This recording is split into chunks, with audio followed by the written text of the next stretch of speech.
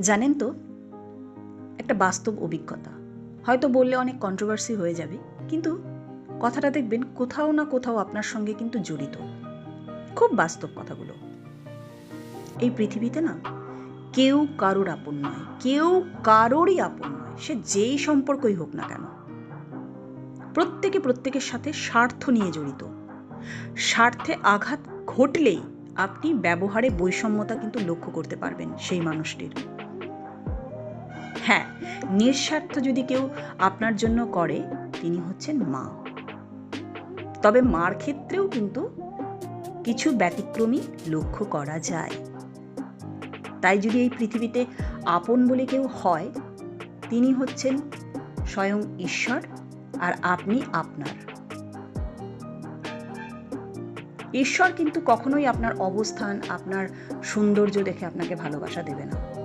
আপনি যেমন, আপনাকে কিন্তু তেমনভাবেই ভালোবাসবে। আপনি যদি সত্যি ঈশ্বরকে মন থেকে ডাকেন, আত্মা দিয়ে ডাকেন, তবে তার অবস্থান আপনি বিভিন্নভাবে উপলব্ধি করতে পারবেন। তাই যদি এই পৃথিবীতে কাউকে ভালোবাসতেই হয়, তবে নিজেকে বাসুন আর ঈশ্বরকে বাসুন।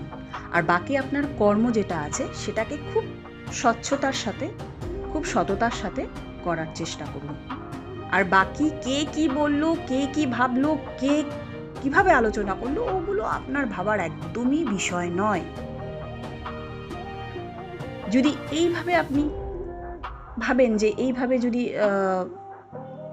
নিজেকে ভালোবাসি বা ঈশ্বরের প্রতি বাসা দেই, তাহলে দেখবেন দিন শেষে আপনি ভালো আছেন। কারণ সবটা কিন্তু আপনি ঠিক করতে পারবেন না, কারণ আপনি কিন্তু ঈশ্বর নন। আমরা শুনেছি না একটা কথা, যে আত্মা ছিঁড়ে দিলেও কারো নাম পাওয়া যায় না। তাই অত করতে যাবেন না, একদমই না। যতটুকু আপনি পারবেন ততটুকু করবেন, আর বাকিটা করতে যাবেন না। সবটা তো আপনার পার্ট নয়। যতটুকু আপনি স্বচ্ছতার সাথে করতে পারবেন ততটুকুই করবেন, তাহলে দেখবেন আপনি ভালো থাকবেন। তাই যদি কাউকে ভালোবাসতেই হয়, নিজেকে বাসুন, আর আমাদের যিনি ঈশ্বর আছেন মাথার ওপরে, তাকে বাসুন। দেখবেন দিন শেষে আপনি ভালো আছেন। ভালো থাকবেন সবাই। ধন্যবাদ।